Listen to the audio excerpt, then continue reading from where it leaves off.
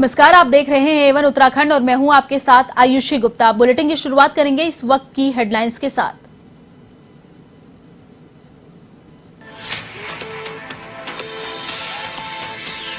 उत्तराखंड के मुख्यमंत्री पुष्कर सिंह धामी का हरिद्वार और काशीपुर दौरा, भाजपा कार्यकर्ताओं ने किया जोरदार स्वागत।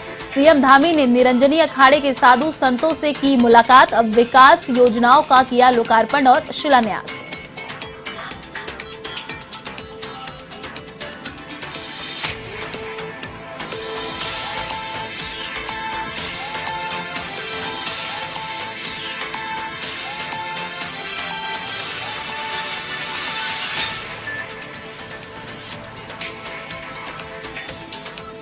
पूर्व मुख्यमंत्री हरीश रावत का धनोल्टी दौरा, ग्राम बंगलो की कांडी में ग्रामीण महिलाओं ने किया स्वागत। रावत ने चौपाल के जरिए जानी ग्रामीणों की समस्या।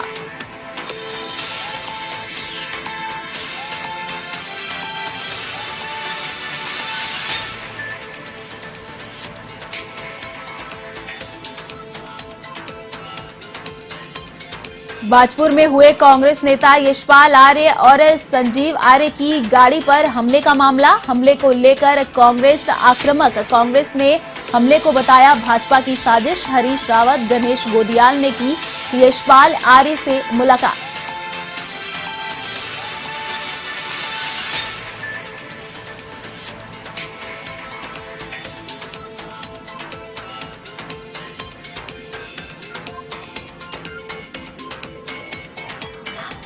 अल्मोड़ा पुलिस की बड़ी कार्रवाई, चेकिंग के दौरान कार से 1 किलो से अधिक चरस बरामद, 2 लोगों को किया गिरफ्तार, वाहन सीज के साथ मामला दर्ज।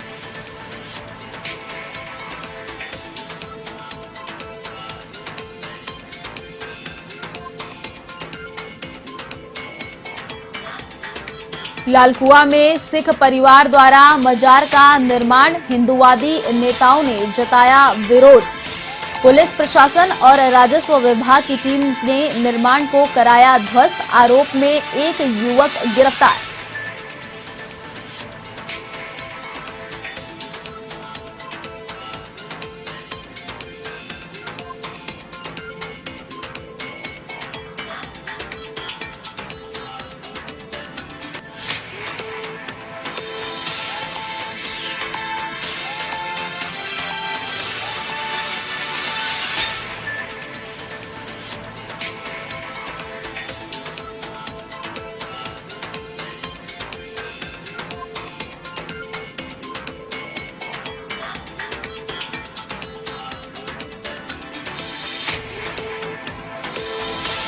और अब खबरें विस्तार से।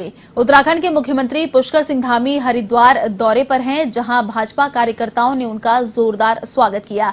इसके बाद मुख्यमंत्री पुष्कर सिंह धामी का निरंजनी अखाड़े के साधु संतों ने वैदिक मंत्रोच्चारण के साथ स्वागत किया।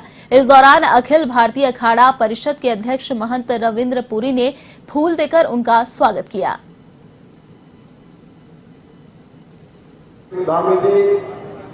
आकांक्षाओं की जो गड़गड़ाहट है वो हमारे माननीय मुख्यमंत्री जी तक पहुंचनी। भारत माता की, देश के सभी महान पुरुषों की, शंकराचार्य पूज्य श्री माननीय श्री पुष्कर सिंह धामी जी। उत्तराखंड प्रदेश के मुखिया पुष्कर सिंह धामी काशीपुर दौरे पर रहे, जहां उन्होंने चंपावत के विधायक कैलाश गहतोड़ी के निवास स्थान पर वार्ता की और उदयराज हिंदू इंटर कॉलेज के सभागार में विकास योजनाओं का लोकार्पण और शिलान्यास किया। साथ ही उन्होंने स्वयं सहायता समूह के 10 चेक भी वितरण किए। इस दौरान उन्होंने एक जनसभा को भी संबोधित किया।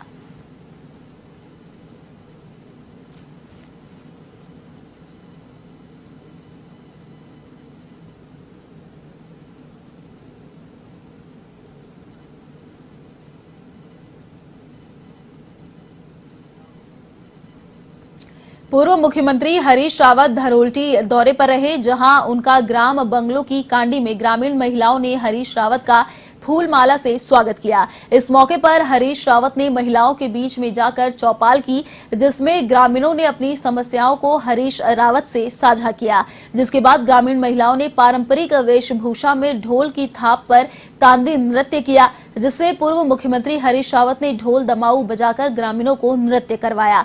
जिसके बाद हरीश रावत भी इस नृत्य को देखकर अपने को नहीं रोक पाए, जिससे वह भी इस तांदी नृत्य में जमकर नाचे।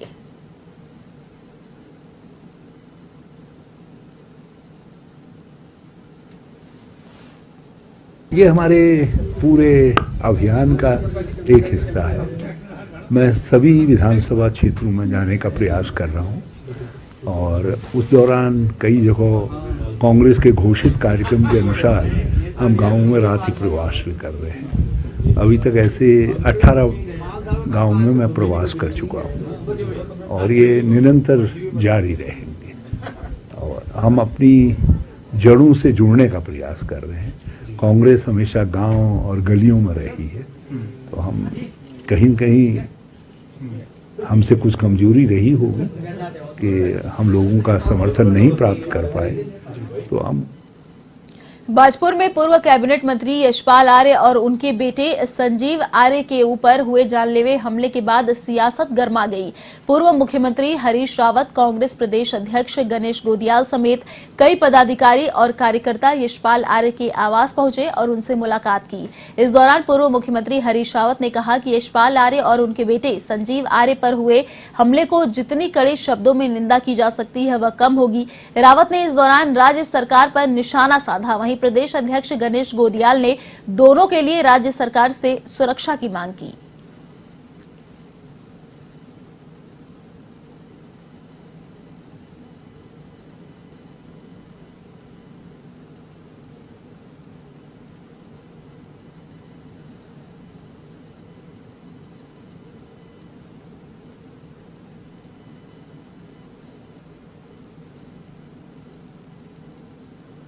उनके पुत्र संजीव आर्य जी से और कांग्रेस के जिन वर्कर्स को मारा गया वहाँ बुरी तरीके से, उनसे मिलने के लिए मैं और अध्यक्ष जी आए हैं। और कांग्रेस पूरी शक्ति के साथ, बल्कि सारे राज्य की जनता इस जो यशपाल आर्य जी पर प्राणघातक हमला हुआ है, ये प्राणघातक हमला है। इनको जान से मार देने की साजिश का हिस्सा लगता है। हम पूरी कांग्रेस, पूरा उत्तराखंड इस कृत्य की घोर निंदा करता है कि केंद्र में भी वही विचारधारा और राज्य में भी वही विचारधारा शासन कर रही है। इस प्रकार की घटनाएं ये दर्शाती हैं कि भारतीय जनता पार्टी प्रतिशोध की राजनीति में विश्वास रखती है। यशपाल आर्य जी का प्रभाव सिर्फ हल्द्वानी और सिर्फ नैनीताल और सिर्फ उधम सिंह नगर तक सीमित न होकर पूरे उत्तराखंड पर उनका प्रभाव है और उनके प्रभाव को देखते हुए भारतीय जनता पार्टी उनके कांग्रेस में आने की बात को स्वीकार नहीं कर पा रही है, हजम नहीं कर पा रही है, जिसके चलते वो राजनीतिक लड़ाई यशपाल आर्य जी से लड़ नहीं सकते हैं, कांग्रेस से राजनीतिक लड़ाई लड़ नहीं सकते हैं और हिंसक लड़ाई लड़ रहे हैं। कांग्रेस के वरिष्ठ नेता और पूर्व कैबिनेट मंत्री यशपाल आर्य और उनके बेटे संजीव आर्य पर बाजपुर में हमले की कांग्रेस ने कड़ी निंदा की है। वहीं इसी के तहत कांग्रेस ने नेता प्रतिपक्ष प्रीतम सिंह के नेतृत्व में मुख्यमंत्री आवास पर विरोध प्रदर्शन किया। वहीं इस दौरान पुलिस फोर्स ने उन्हें मुख्यमंत्री आवास के पहले ही रोक लिया। वहीं इस दौरान कांग्रेस के नेता और कार्यकर्ता धरने पर बैठ गए। नेता प्रतिपक्ष प्रीतम सिंह ने कहा कि एक तरफ देश के पीएम देहरादून में थे और दूसरी ओर कांग्रेस के वरिष्ठ नेता यशपाल आर्य और उनके बेटे संजीव आर्य पर प्राणघातक हमला हो रहा था। प्रीतम सिंह ने इस दौरान राज्य सरकार पर सवाल भी खड़े किए।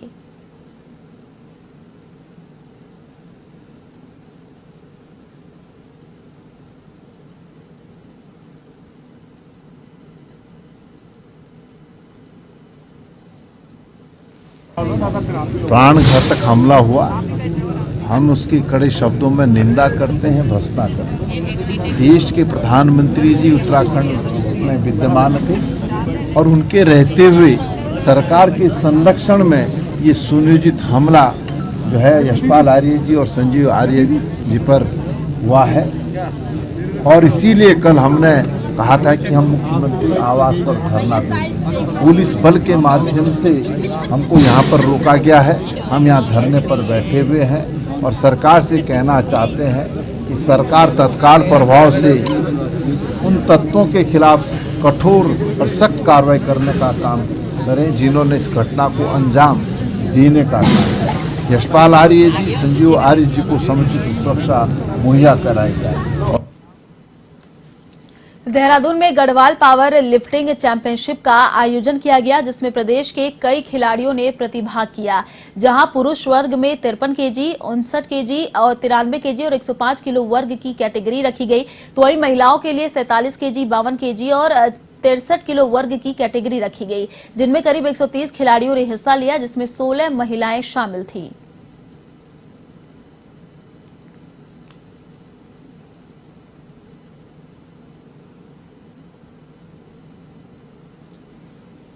वैसे तो मैंने अभी शुरू किया है, ज़्यादा टाइम नहीं हुआ है मुझको, बट मैं 130 डेडलिफ्ट उठा लेती हूँ और 100 स्क्वाट है मेरी, और बेंच प्रेस भी 50-60 के लगभग है। एक्चुअली देखा जाए तो लड़कियाँ इस स्पोर्ट्स को उतना खास मानती नहीं है, उन्हें लगता है कि ये सिर्फ लड़कों के लिए है। बट जब मैंने स्पोर्ट्स स्टार्ट किया था तो मुझे भी ऐसे ही लगा था कि शायद ये मेरा फील्ड नहीं है, बट जब मैं देखती हूँ और लड़कियों को तो लगता है कि ये बहुत अच्छा कर रही है और इसमें स्कोप है। हमारा आईपीएफ के अंडर में हो रहा है, IPF Indian power lifting federation के अंडर में हो रहा है गढ़वाल पावर लिफ्टिंग चैंपियनशिप। हमारी ये 8th Garhwal power lifting championship है। इसमें हमारा बॉयज़ की कैटेगरी है, 53 कैटेगरी से स्टार्ट है, और गर्ल्स ने यहाँ पार्टिसिपेट किया है जो कि 47 वेट कैटेगरी से स्टार्ट है। लालकुआ में एक बार फिर सिख परिवार द्वारा बिना अनुमति कराए जा रहे मजार निर्माण कार्य का हिंदुवादी नेताओं ने विरोध किया है, जिसके बाद पुलिस प्रशासन व राजस्व विभाग की टीम ने अवैध निर्माण को ध्वस्त कराया और पुलिस ने इसके आरोप में एक युवक को गिरफ्तार किया है, जिस पर कार्रवाई की जा रही है।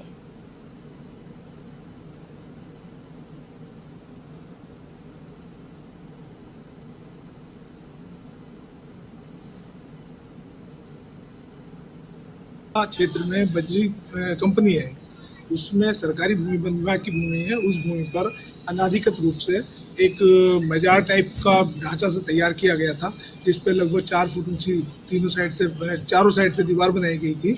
उसको पहले भी, इससे पूर्व इन्होंने बनाने का प्रयास किया था। के अंदर एक कंस्ट्रक्शन कर रहा था, इसको लेकर कुछ लोगों द्वारा आपत्ति गई कि ये बिना अनुमति के धार्मिक स्थान बना। इस सूचना पर जिला प्रशासन को सूचित किया, एसडीएम साहब को सूचना दी, तहसीलदार साहब मौके पाए और लगा कि बिना अनुमति के थोड़ा ये धार्मिक ढांचा तैयार किया जा रहा था, उसको इन लोगों की सहमति से हटा दिया गया। जो बनाने वालों की भी सहमति है कि अगर आगे बनाएंगे तो भविष्य में प्रशासन की अनुमति के बाद ही बनाएंगे। पिछली बार भी कुछ लोगों के द्वारा जो है एक अवैध मजार का निर्माण किया जा रहा था, जिसमें हमने पिछली बार भी पुलिस प्रशासन को शिकायत करी गई, जिसके द्वारा पुलिस प्रशासन की मदद से उसको तोड़ा भी गया और पुलिस प्रशासन ने कहा यह अवैध रूप से इस जगह पे बनाई जा रही है और आइंदा से मत बनाना।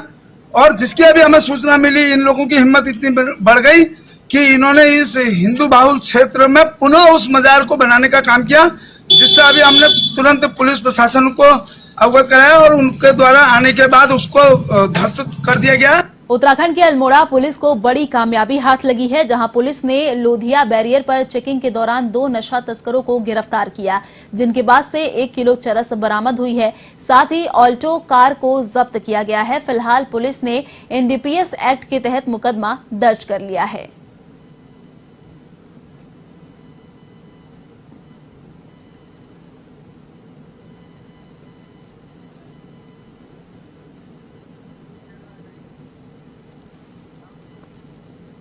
जसपुर के पतरामपुर में ट्रांसफार्मर चोरी के मामले लगातार बढ़ रहे हैं, जहां चोरों ने 11,000 किलोवाट की चलती लाइन से ट्रांसफार्मर का सामान चोरी कर लिया, लेकिन प्रशासन को इसकी खबर तक नहीं लगी।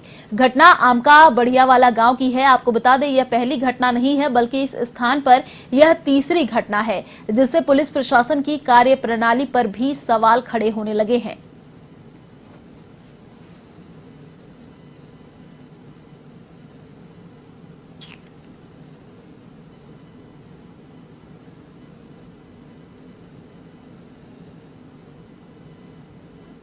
ये बतौर हम कह रहे हैं, हमने तो जब सुबह को देखा तो हमारे घरों की सबकी लाइट भागी हुई थी और चोर जो है इसका जो अंदर का सामान था सब निकाल के ले गए हैं। ऑन रोड का मैटर है और अभी तक कोई भी आला अधिकारी बिजली विभाग का यहाँ तक कोई नहीं आया है और सब गांव के लोग सब परेशान हैं। आटा चक्की भी है और भी सबके काम है। आजकल तो सब बिजली पर डिपेंड हैं। आज तक अभी तक कोई भी नहीं आया है, ना जेई साहब आए हैं, ना कोई एसडीओ आया है। और हमारे गांव के क्षेत्र की सब दुनिया परेशान है। चोरी की ट्रांसफर खोल के और इसका जो सामान निकाल के सब जो काम का था वो ले गए। ये बड़ियों वाला पंचायत में पड़ता है ट्रांसफार्म है, तो आम का बड़ियों वाला सब एक ही, सबका कनेक्शन यहीं से है। अब ये पहले भी हुआ, 2 घटना पहले भी हो चुकी, उसके बाद फिर अब ये घटना हो गई। अब लोग तो परेशान हो गए, बिजली से वंचित हो गए बेचारे। 2 दिन में नंबर आवे, 3 दिन में नंबर आवे। ये लगभग किस समय की घटना है, किस समय ट्रांसफार्मर की चोरी? कोरोना की संभावित तीसरी लहर को देखते हुए स्वास्थ्य विभाग चमोली ने अपनी तैयारियां पूरी कर ली हैं। कोरोना के नए वेरिएंट मिलने के बाद स्वास्थ्य विभाग सतर्क हो गया है। विभाग के द्वारा लगातार सैंपलिंग की जा रही है। जिला चिकित्सालय के अधीक्षक डॉक्टर जीएस राणा ने बताया कि कोरोना के संभावित तीसरी लहर को देखते हुए विभाग की तैयारियां पूरी है। साथ ही बच्चों के लिए अलग से वार्ड बनाए गए हैं।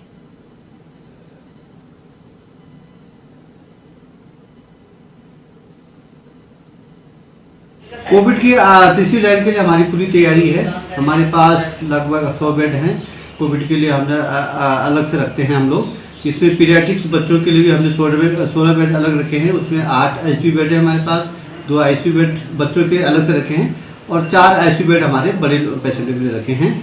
एनवीएससी है 4 बेड हमारे पास, 10 एसएनसी बेड है और 3 हमारे पास एम्बुलेंस हैं। इसके अलावा ऑक्सीजन प्लांट हमारे पास 2 है, एक 200 एलएमपी का है और एक 500 एलएमपी का ऑक्सीजन प्लांट। उत्तराखंड में बढ़ते कोरोना के मामलों को लेकर डोईवाला प्रशासन सतर्क नजर आ रहा है, तो वहीं बिना मास्क लगाने वालों पर कार्रवाई की जा रही है। जहां नगर चौक पर पुलिस ने बिना मास्क और बेवजह घूमने वालों के चालान भी काटे। साथ ही लोगों को मास्क लगाने और सोशल डिस्टेंसिंग पालन करने की अपील की है।